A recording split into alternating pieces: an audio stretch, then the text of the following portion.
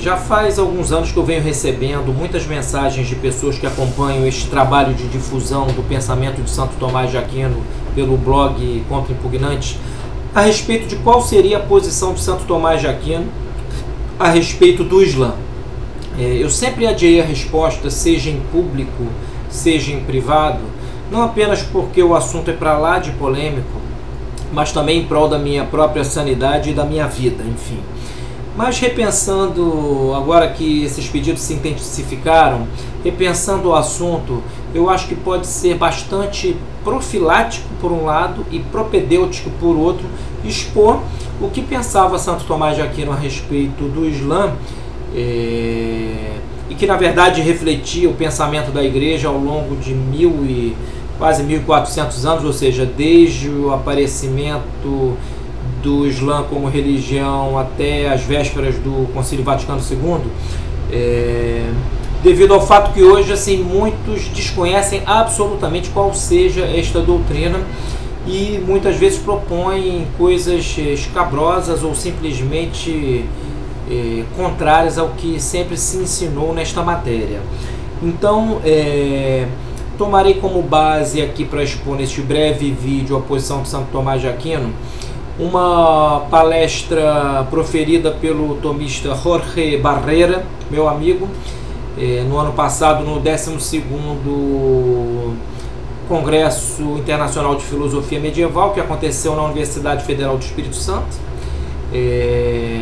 e de algumas fontes corânicas, da tradição corânica, para que não se pense assim que o que se dirá aqui é algo etéreo que surgiu na minha mente ou coisa que o valha.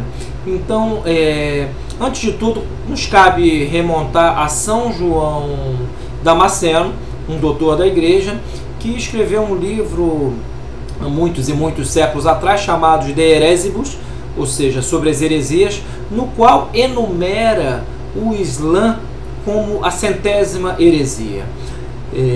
Pois muito bem, vamos só recapitular aqui o conceito básico de heresia. O assunto não é este propriamente, só para ilustrar o que se vai dizer a seguir. Primeiro, dizendo que, segundo o magistério da Igreja, a heresia é, primeiro, uma espécie de um pecado cujo gênero é a infidelidade. Então, assim como a apostasia é uma outra espécie de infidelidade, e a heresia pressupõe a defesa de doutrinas ou teses ou opiniões frontalmente, diretamente, imediatamente contrárias às verdades da Sagrada Escritura, que são custodiadas pelo magistério da Igreja.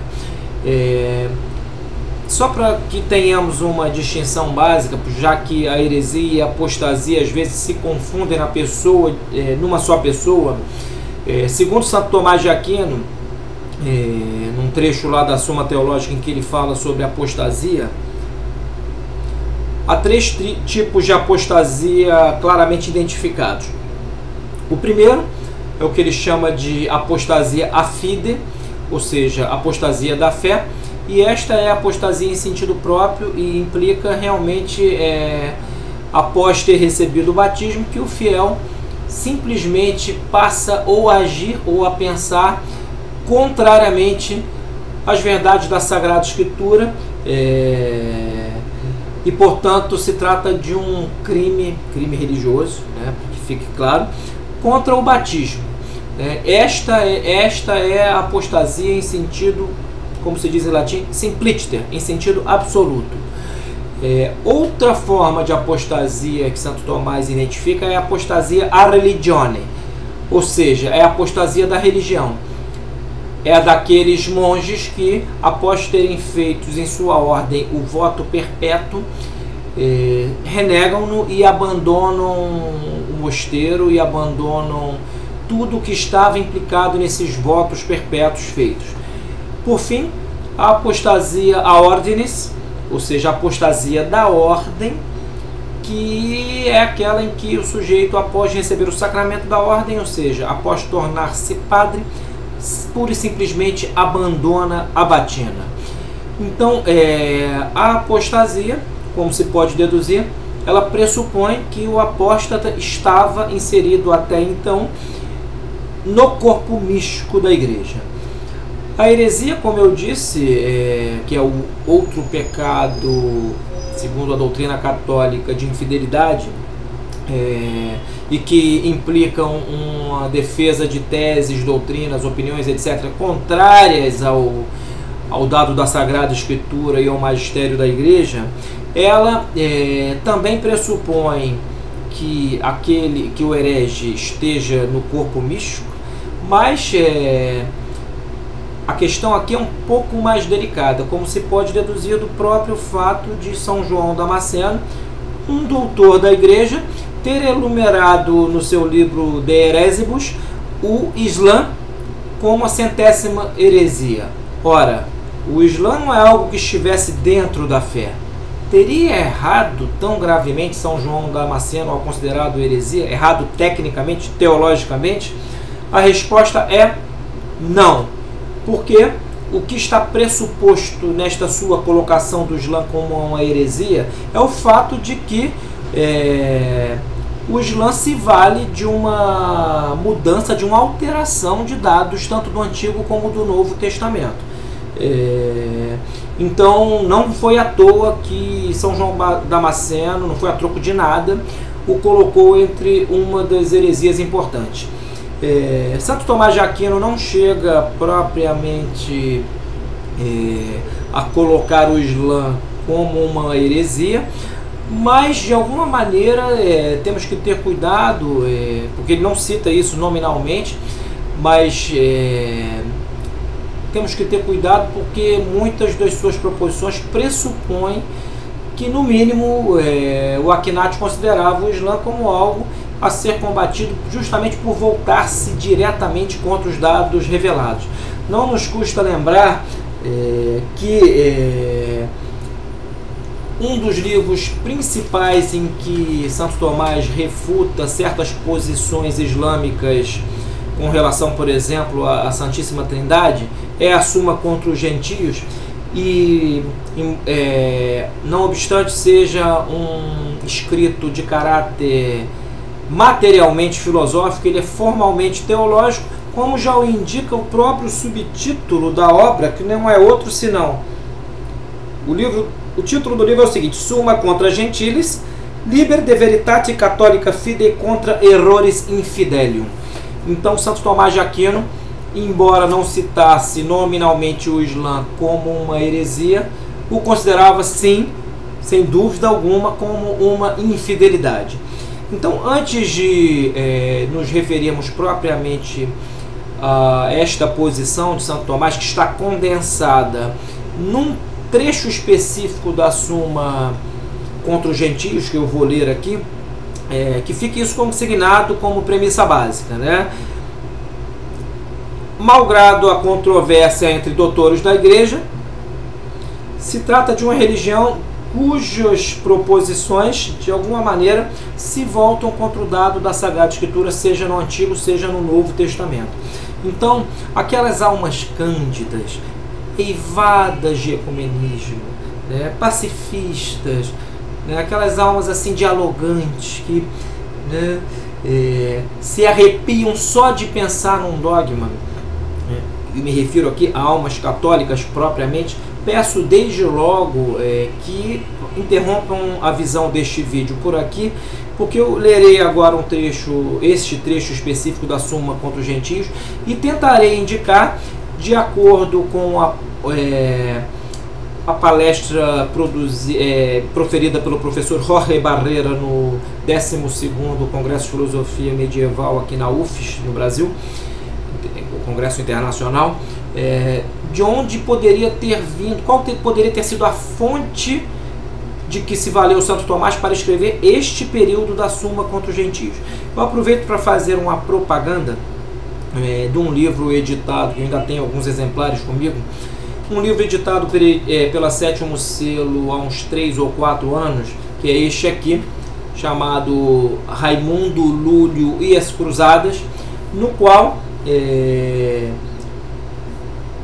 trazemos ao conhecimento do leitor brasileiro 3 obras do Lúlio sobre as cruzadas, nas quais fica muito, mas muito evidente, uma prova quase apodítica, fica muito evidente que ele não pode ser, se queremos ser honestos, considerado essa espécie de patrono, essa espécie de tataravô do ecumenismo atual. Porque nestas 3 obras, o mínimo que Lúlio afirma é que Maomé não era profeta.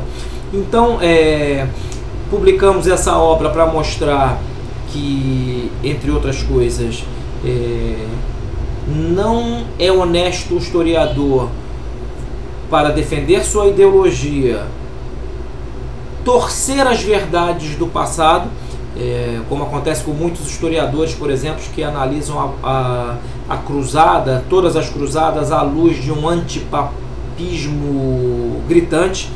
Por exemplo, se em um dos documentos eclesiásticos a respeito das cruzadas se diz que deve-se combater os infiéis que são iluminados, incitados, estimulados pelo pater mendace, ou seja, pelo pai da mentira, que é o demônio, não interessa se o historiador hoje, compulsando o documento, acredite ou não na existência do demônio. O que não é lícito hermeneuticamente falando e nem defensável moralmente é, justamente por descrer da existência do demônio, o historiador acreditar ao documento eclesiástico em que se estimula os fiéis à cruzada um caráter meramente político que não está consignado no texto, já que o que está consignado no texto é uma questão de fé, sem a qual as cruzadas sequer teriam havido. Então a publicação deste livro aqui, só para encerrar este parêntese, foi para mostrar que o Lúlio não pode ser considerado esse pai do ecumenismo simplesmente porque alguns dos defensores da tese pegam uma de suas obras em que dialogam um cristão, um muçulmano e um judeu a respeito de qual seria a fé verdadeira, e ao final o gentio com quem eles conversam não declara para que a fé a que aderiu. Até porque no livro seguinte o Lúlio explica que ele aderiu ao cristianismo, uma verdadeira fé. Então, assim, publicamos esse livro tão somente com esse intuito de desfazer este erro histórico e também mostrar um pouquinho de qual seja a doutrina, de qual era a doutrina da igreja na ocasião em que ele escreveu essas 3 obras que estão consignadas aqui neste volume. E, repito, aquelas almas cândidas e delicadas que deixem de ver o vídeo neste ponto, porque eu vou mencionar ipsis verbis o que afirma Santo Tomás neste trecho da Suma contra os Gentios, e depois vamos tentar verificar não somente o porquê dessa doutrina, mas onde possivelmente, de que fonte ele auriu, de que fonte ele bebeu para escrever este longo período que ele leu agora. Diz Tomás de Aquino: os fundadores de seitas procederam de maneira inversa a que ele citou anteriormente. Tal é o caso evidente de Maomé, que seduziu os povos com promessa de prazeres carnais, em cuja base está a concupiscência da carne.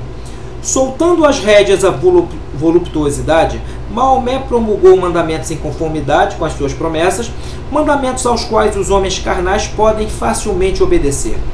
No que concerne às verdades, Maomé somente revelou verdades fáceis de compreender para qualquer espírito medianamente aberto. Em compensação, entremeou as verdades do seu ensinamento com muitas fábulas e com as doutrinas mais falsas. Não trouxe quaisquer provas sobrenaturais, as únicas que constituem um testemunho adequado em favor da inspiração divina. Ao contrário, Maomé alegava que tinha sido enviado para usar a força das armas, provas que costumavam aduzir os ladrões, assaltantes e tiranos. De resto, os que desde o começo creram nele não foram pessoas instruídas nas ciências humanas ou divinas, mas homens selvagens, habitantes dos desertos, completamente ignorantes de qualquer ciência de Deus, sendo que um grande número deles o ajudou, pela violência das armas, a impor a sua lei aos povos. Tudo isso Santo Tomás falando. Além disso, não há nenhuma profecia divina que dê testemunho em favor de Maomé. Ao contrário, Maomé deforma os ensinamentos do Antigo e do Novo Testamento mediante histórias legendárias, como se torna evidente a todo aquele que estudar a sua lei. Além disso, ou melhor, ademais, usando de medida cheia de astúcia, proíbe aos seus discípulos a leitura dos livros do Antigo e do Novo Testamento, que poderiam convencê-los de elaborar em erro. Fecha. Por conseguinte, evidente que os que dão crédito às palavras de Maomé o fazem com leviandade. Fecha aspas. Santo Tomás de Aquino, Suma contra os Gentios, 1, capítulo 6, número 7. Então, este pequeno trecho da Suma contra os Gentios condensa o pensamento de Santo Tomás a respeito do Islã. Sequer poderia ser considerado, segundo Santo Tomás, formalmente uma religião, porque faltam-lhe todas aquelas características em que se baseia a religião. A primeira é a própria inspiração divina, ou seja, de acordo com Akhenaten, quem leu o Corão e deu crédito a ele, de alguma maneira está com uma consciência culpável, possui uma consciência culpável, porque algumas daquelas proposições, segundo Santo Tomás, agridem formalmente a lei natural, que é acessível a todo e qualquer homem, por aquilo que ele chama de sindérese, que é o hábito inato dos primeiros princípios da razão prática, que não me cabe aqui explicar, porque o tema não é aprofundar metafisicamente isso, mas simplesmente expor qual é a doutrina do Akhenaten, doutor comum da Igreja, a respeito do Islã. Agora, é muito interessante trazer à luz uma possível fonte de que tenha se valido Santo Tomás de Aquino para escrever estas teses, não somente por aquilo que está expresso claramente nelas, mas também por aquilo que é nelas pressuposto. Refiro-me a um escrito ao qual Santo Tomás certamente teve acesso, que em seu tempo era conhecido, que seria a correspondência entre um muçulmano e um cristão, Al-Racimi e Al-Kindi, depois conhecido como Pseudo-Kindi, pois se viu que não era o verdadeiro Al-Kindi, mas isso não nos interessa, é uma questão análoga a que acontece com o Pseudo-Dionísio Areopagita para os cristãos. Mas neste escrito, muito conhecido à época de Santo Tomás e quase desconhecido atualmente, o muçulmano tenta convencer o cristão da absurdidade de ele não se converter à sua fé. E os argumentos que ele arrola para este convencimento, que estão descritos no Corão, partem do pressuposto, e também descritos em parte da tradição corânica, como por exemplo num autor muito conhecido, cujo nome agora me escapa, mas eu o buscarei aqui para não se pensar que eu estou inventando, que é o Bukhari Hadith, né? Então o muçulmano quer tentar convencer o cristão da superioridade da sua fé, arrolando, primeiro, melhor dizendo, fazendo referência ao paraíso muçulmano, no qual a quantidade de prazeres sexuais e também relativos à mesa são de tal ordem que deixaria muitos com inveja e cobiça desse paraíso. Então vamos ao texto do Barreira. Eu vou ler alguns extratos dele apenas e vou comentando, porque aqui acho que ficará claro que a sua defesa da tese de que esta é uma possível fonte consultada por Santo Tomás para aquele trecho específico da Suma contra os Gentios me parece bastante congruente e defensável. Então, deixe-me ir ao ponto que interessa, né? No texto aqui o Barreira cita várias coisas interessantes, como o fato de que o imperador Frederico Barbarossa era o inimigo do papado, que favoreceu os muçulmanos grandemente. Essa era uma maneira de atingir o papado. Ou seja, o Barreira faz várias pontua várias coisas interessantes a respeito do Islã à época de Santo Tomás de Aquino, mas o que nos cabe aqui, sobretudo, é fazer referência a essa correspondência, a esse escrito entre o muçulmano e cristão, e ao ponto que nos cabe, pelo qual vamos esclarecer isso que nós estamos dizendo aqui. É só um pouquinho de paciência. Aqui. Pois bem, o trabalho que desejo apresentar, diz Barreira,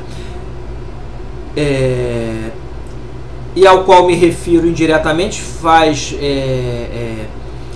redigido na primeira metade do século XIX, uma obra séria e muito bem documentada, segundo a opinião de Simone van Heer. Esta autora sustenta que de todo o conjunto da literatura greco-árabe anterior ao século XII, época prévia à presença dos latinos no Oriente como consequência das cruzadas, pelo menos 3 autores são conhecidos pelos latinos, a saber, São João Damasceno, o historiador Teófano e o Pseudo-Kindi, que é este que participa desta correspondência com o muçulmano. O primeiro, São João Damasceno, será traduzido ao latim no século XII por Burgúndio de Pisa. Então, Barreira vai trazendo dados históricos aqui, mas não é isso que nos interessa, né? Então chegamos aqui às epístolas entre Al-Racimi e Al-Kindi, ou Pseudo-Kindi. O conteúdo do documento é extraordinariamente interessante. Se trata de um intercâmbio epistolar entre 2 amigos, um muçulmano e um cristão, no qual o primeiro tenta persuadir o cristão de abandonar a sua fé e converter-se ao Islã. Para isto, o muçulmano mostra as vantagens de sua religião com respeito à cristã e conclui que, frente à indiscutível superioridade de sua fé, o cristão não teria outra opção senão converter-se. Mas quais seriam os argumentos empregados por Al-Racimi para suscitar esse entusiasmo no amigo cristão? Em primeiro lugar, Racimi declara conhecer perfeitamente a religião cristã e diz que a doutrina dela aproxima-se da dos monges nestorianos, e aqui diz Barreira, mau começo. Realmente, dizer que conhece a doutrina cristã profundamente, arrolando como evidência o fato de que esta seria a de hereges nestorianos, é começar com o pé esquerdo. Mas prossigamos, né? O paraíso descrito por Al-Racimi a Pseudo-Kindi é uma réplica exata dos versículos corânicos onde se alude a ele. Se trata de um lugar onde o predominante são os gozos carnais, exclusivamente masculinos, de uma sexualidade desbordante e inesgotável e de uma gastronomia que faria as delícias dos paladares mais refinados, diz aqui com doce ironia o Barreira. No entanto, como para gozar de semelhantes prerrogativas seria necessário atravessar a fastidiosa circunstância da morte pessoal, é preciso que também neste mundo se possa de vez em quando desfrutar de alguma pequena alegria ao modo de antecipação desse pletórico gozo celeste, gozo carnal, né? E para isso nada melhor do que voltar-se ao Alcorão para achar nele a suficiente garantia de que algumas coisas estão ao alcance das mãos do crente aqui e agora. Por exemplo, a possibilidade de ter várias esposas, no possível ou no máximo 4, com um atrativo adicional de poder repudiá-las quando se quiser, né? Então, parte da crítica de Santo Tomás de Aquino se baseia exatamente nisto que descreve aqui Al-Racimi, reportando-se ao Pseudo-Kindi, ou seja, Santo Tomás pressupõe, não só na Suma contra o Gentio, mas como em outra parte de sua obra, que é um verdadeiro absurdo pressupor gozos de ordem carnal numa realidade que é supramaterial, ou seja, o paraíso celeste não está, por assim dizer, circunscrito pelas dimensões materiais. Ele é um paraíso eminentemente espiritual, embora abarque de alguma maneira o material, não com as características como o conhecemos hoje. Então, prossigamos, né? A mensagem velada de Al-Racimi é que seu amigo Al-Kindi deveria ser um mentecato irrecuperável se não se convertesse de imediato diante de tamanhas vantagens. Finalmente, a epístola de Al-Hassimi desliza naquilo que, a meu juízo, diz Barreira, é um dos pontos principais da fé islâmica: a necessidade de renunciar ao dogma trinitário, né? Não entrarei neste mérito, porque para o assunto que nos toca não é o mais interessante. Então, mencionando aqui a questão sexual, né? Vale referir-nos agora a resposta do Pseudo-Kind a esse argumento. É justamente este ponto, ou seja, o ponto sexual, que Al-Kind toma como base para sua crítica ao Islã, segundo ele, porque elas expressariam a degeneração sexual do profeta, que estaria na base de todas as suas malfeitorias, vamos dizer assim. Então, um dos signos proféticos, lembra-nos Barreira, baseando-se nesta epístola, assim como na tradição corânica já mencionada por mim anteriormente, um dos signos proféticos de que temos notícias é do pasmoso vigor erótico equivalente ao de 40 homens, o que permitiria ao profeta copular com a frequência que, se fosse verdadeira, mal teria tempo de transcrever inspirado o Alcorão. É o que nos diz Barreira. E aqui, a fonte de que ele se vale, isto aqui, gente, não é brincadeira nem ironia, né? É da tradição corânica, esta ênfase à potência, vamos dizer assim, sexual sobre-humana do profeta Maomé. Não estamos aqui fazendo troça nem brincando. Vou nos referir à fonte aqui, embora o assunto possa suscitar, obviamente, algum riso, né? Tem uma nota aqui ao texto Barreira. Estritamente falando desta insolência contra o profeta, com toda a carga ofensiva que pode conter contra os islâmicos, ela não afeta na realidade o substancial de sua religião, posto que ela, religião, diferentemente do cristianismo, não consiste em uma imitação de vida. A prédica mediante o exemplo não é um assunto relevante na teologia islâmica. Portanto, então, cita aqui o Barreira uma das fontes. De acordo com Al-Hassimi, o profeta teria potência sexual de 40 homens, e de acordo com o livro das Abluções do Bukhari, né, que é uma outra vertente da tradição corânica, este vigor sexual se reduz ao equivalente ao de 30 homens. Então, fechando o quadro, uma das críticas de Santo Tomás na Suma contra o gentio ao Islã parte desta, como eu disse ainda há pouco, pletórica situação de gozo carnal aqui na terra como no céu, né?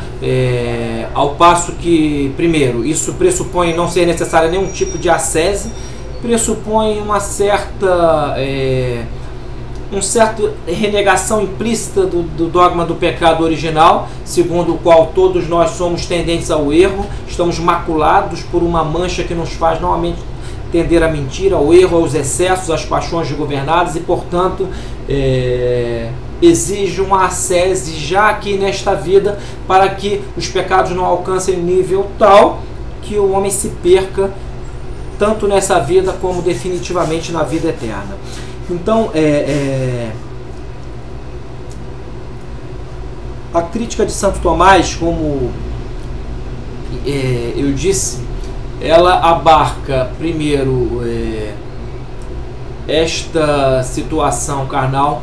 Ela se refere também, no outro ponto de sua obra, ao fato de que essa pressuposição de que no céu haveria 40 virgens ou 70, é algo tremendo, é algo segundo o qual, se não me engano, no Compêndio de Teologia e em outros lugares, assim, contra o qual se volta veementemente Santo Tomás, até porque fica-nos uma questão teológica.